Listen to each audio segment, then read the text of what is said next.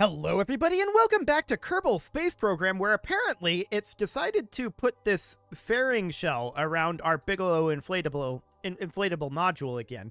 I'm not sure what's going on with that one, but whatever. For the time being, I'm not too concerned about it. We are, of course, heading on over to our Dragon capsule right here, and we are going to be installing a docking adapter right here. So we're going to have Bill EVA. I want this to still be a small size adapter. We're just like installing a fake adapter, right? It's not actually going to change anything in terms of like the mechanics, but this will be fine. I just wanted to detach this and reattach it because it's considerably off center right now. Presumably we attached it previously while we were in the air, like not air, but floating around while we were not attached. Same thing's going on over here, but we can't reach that. So for now, wait. We just reached it. Okay, never mind. We can just reattach that guy here as well. So that sounds good. We'll put that in, and we just need to install our adapter at this point. Not much to it. All we're going to do is open this guy up. Do we have an attach point here, I wonder? We'll find out. So what we're going to do is we're going to grab this guy out of here. Boom. Yeah, there's an attach point there. And we're just going to attach this, if we can rotate it correctly-ish. That's ish. Ooh, that's almost correct. There we go. There we go. We'll attach that there. And then we are, of course, going to put in our octagonal strut. Hopefully we don't get out of range of this, but I don't think we will. So the octagonal strut will, of course, go in over here. We'll have to rotate that a bit as well. That rotation should work. And we'll just slap that right on in. Perfect. And then we'll grab this docking port. As soon as the game gets caught up. Okay, it's not actually letting us grab this docking port. That's exciting. So what we may end up having to do... Wait. What's happening here? Game is frozen. Hang on. Now we can maybe grab this docking port. I think we're grabbing it right now. This is going very slow, though. No, it's not going. Okay. We're able to highlight it. Oh, there we go. We got it. Cool. So now all we need to do is rotate this guy like this. And then attach it in right over here. I'll just angle the camera like this to make it a little easier. And there's our docking adapter attached.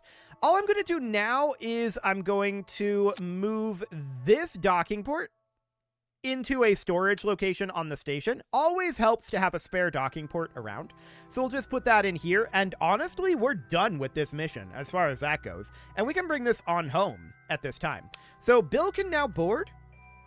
This mission is complete, and we are ready to leave. So let's close that dock, or rather, not dock, let's close that cargo bay. And we're going to undock here. Mission complete. So that went nice and easily.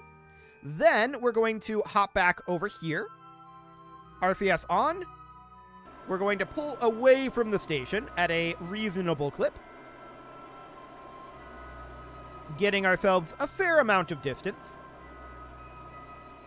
Now this is pretty close to the orbital retrograde node. So let's angle over to retrograde and see what direction that is. Yeah, this is going to be a little awkward for us to go retrograde. We're going to need to turn RCS on, and we're going to need to travel in this direction. Just to get us a little bit of distance away from the station here. This should be a fairly clean direction to burn in now, but we can let it drift for a little bit longer here, and that should guarantee it. Okay, I'm just going to let ourselves move out and away. Obviously, we're safe at this point. We're not going to impact the station from here. This is not intended. I'm not sure that we can fix it at this point, though. We'll have to see what that ends up looking like. but I'm not sure that we can. So we're just going to accelerate here using our very fancy thrusters.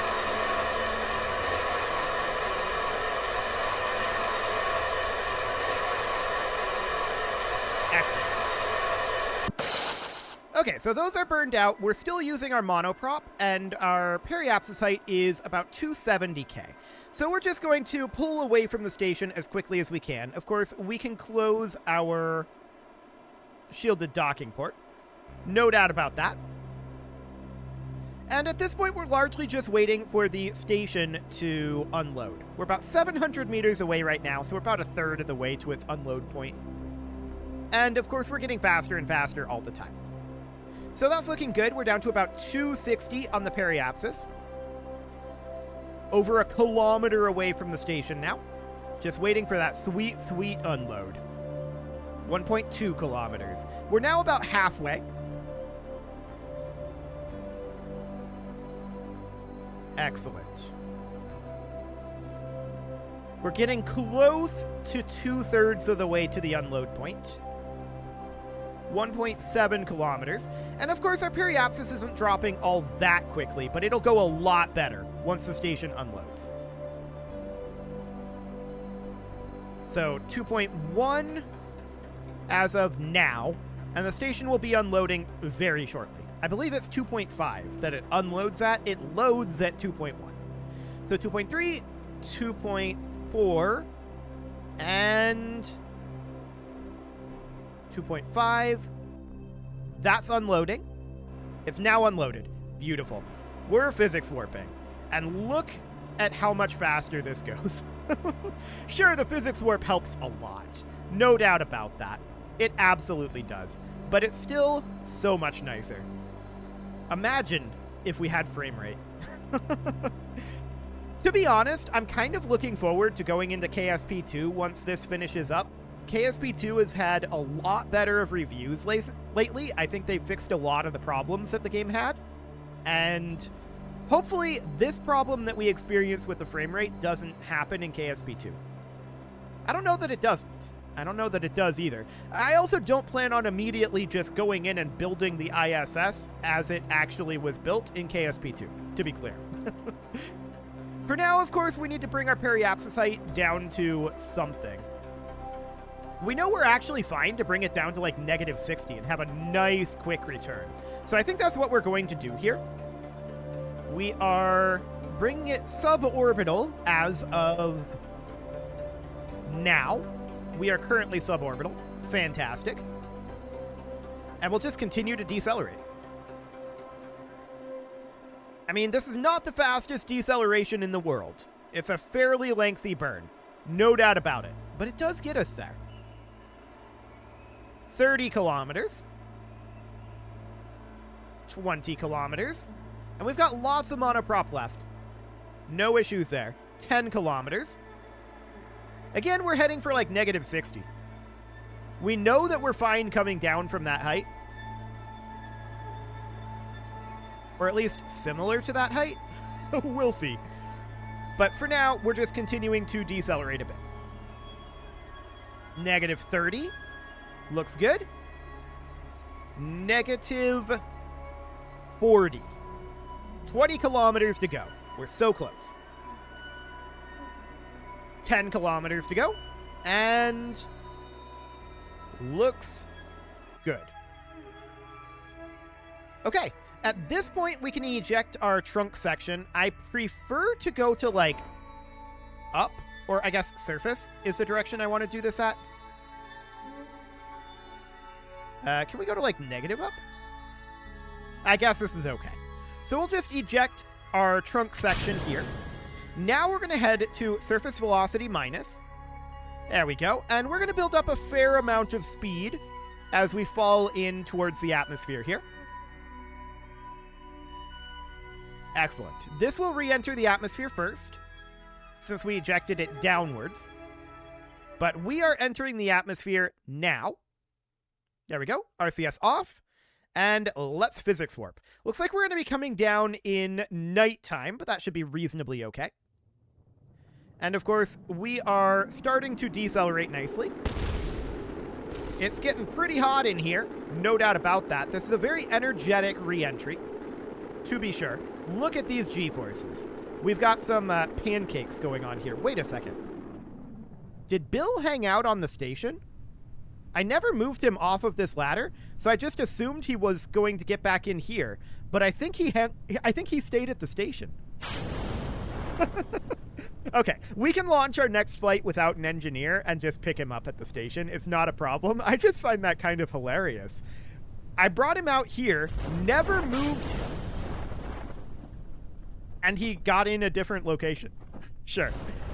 That is actually pretty funny. So Bill's just like, no, I'm staying. Sure, whatever. If that's what you want to do, Bill, that's absolutely fine. Of course, this is not necessarily designed for a land landing, but it will be fine. We don't have a problem with that.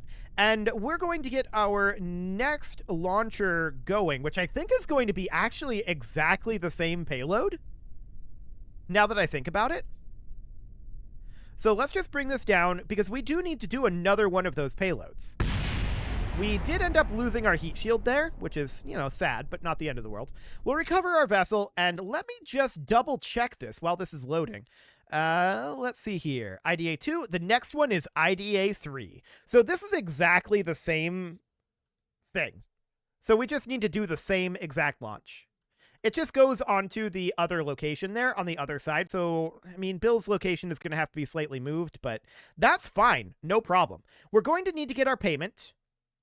And then we're going to just relaunch the same flight that we just did, minus Bill. We're going to have to leave an empty seat. Of course. Because of Bill. And his shenanigans. His shenaniganery. But that's absolutely fine. We can do that. And, yep, this is all okay. We are going to grab our payment for that mission. And we just hop into the VAB, and let's get this going right away. We've got lots of time here, so we might be able to get this to the ISS and docked up this episode. That would be great. We'll see if we can do that. Just put us in exactly the same place we were at the beginning of this episode. Mildly awkward, but sure. So this is going to be Falcon 9 IDA 2, and I'm not even going to resave this as IDA 3. And we can just have Valentina get out of here. We need an empty seat for Bill, and then we can launch this as is. This does not require anything in addition to what we have here.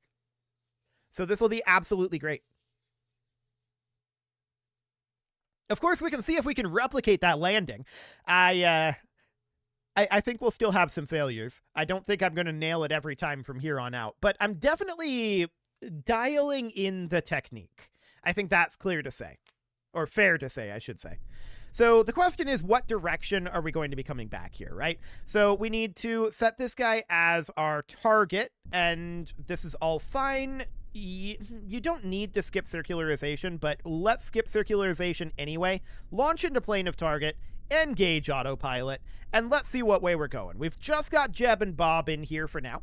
And of course, we're going to be ejecting this at about 12 seconds of burn, as we have been. It's not a lot of pad time, no doubt about that. Okay. So we're going to be lifting this off in about 10 seconds here. Excellent.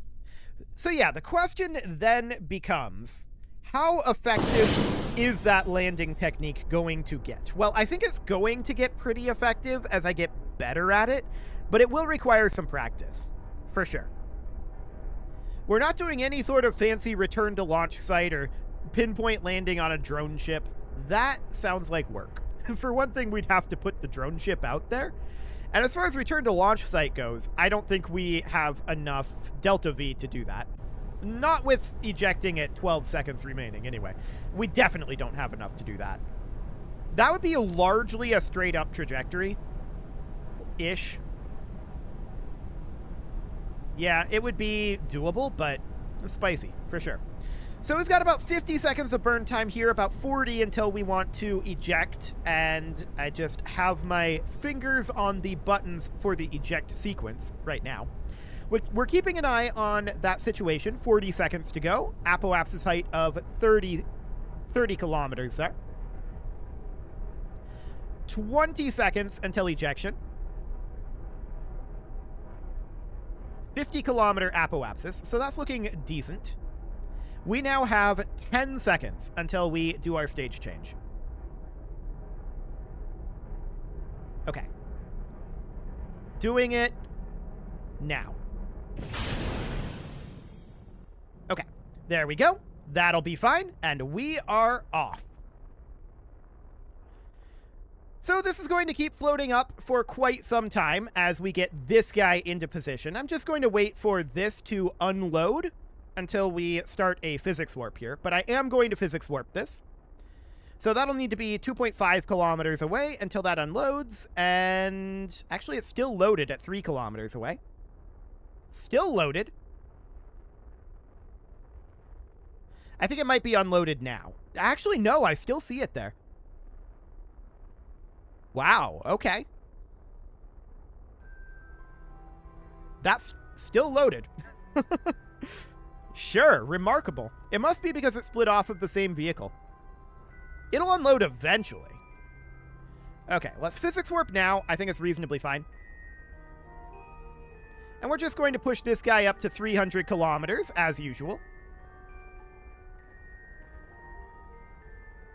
And this time to apoapsis is going to go to about 10 minutes or so, which is more than enough time.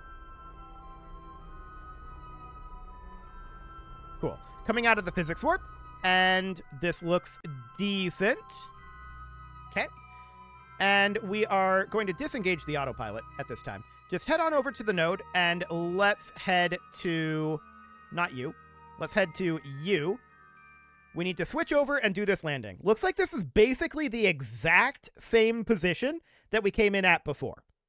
Okay, so this is going to be the land landing. We can have a land landing or a sea landing. Now, we need to immediately switch this over to surface velocity minus.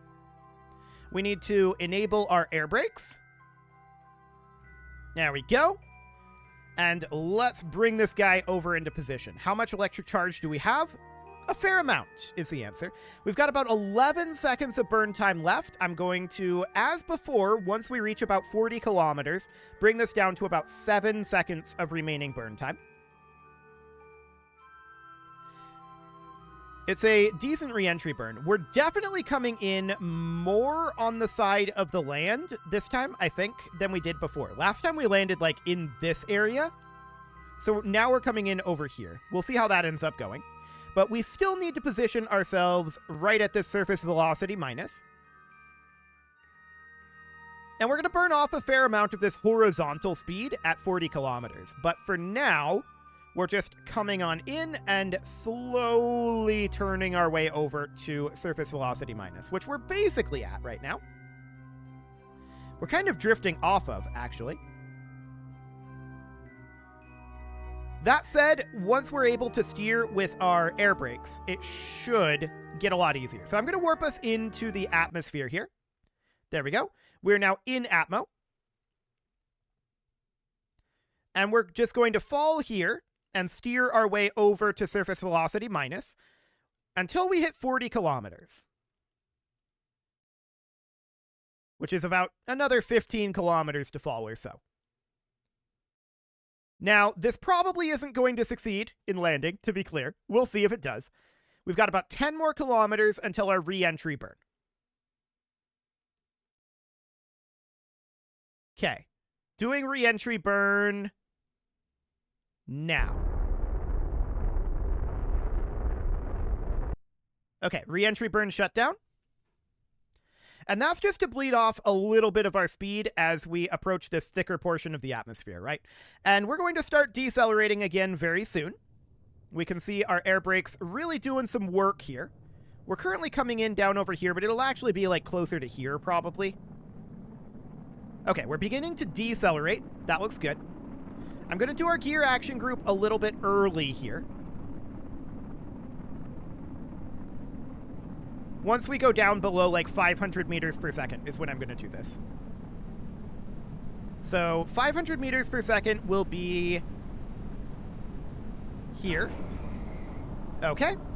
We're about 4 kilometers up right now. 3,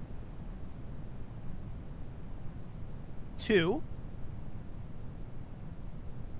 Starting deceleration now.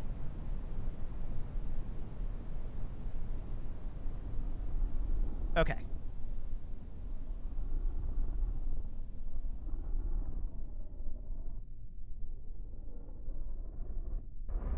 That's too much. That is way too much. Okay, this is a failure. I hit the wrong button there.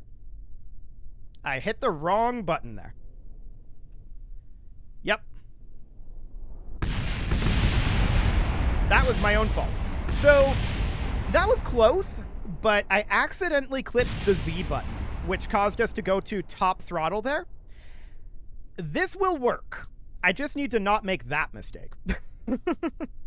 That's for sure. That's fair. That was my own fault. 1,000,000%. That was all on me.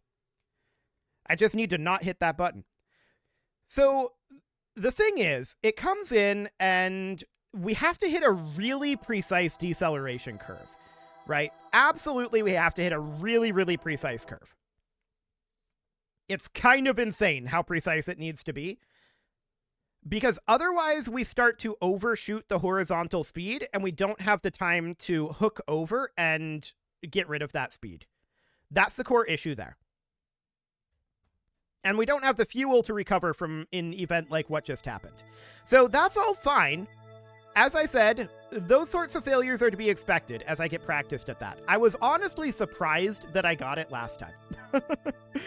So this technique will work. It'll just require some practice, and I'll have to get better at feeling out how this all works.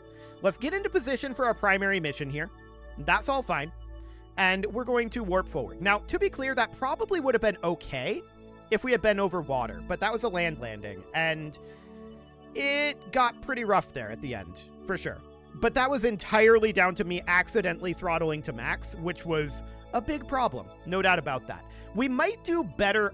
We might actually do better thrust limiting it down to, I don't know, like 40% thrust. We'd have to feel out what that would need to be, and we can definitely do that going forward. So we've got about 30 seconds until this burn. 20 seconds, 10, and 3, 2, 1, 0, mark. Okay. I do think a thrust limiting would probably help there. We would just need to see what that would end up being. That would be experimentation. But we could definitely do that.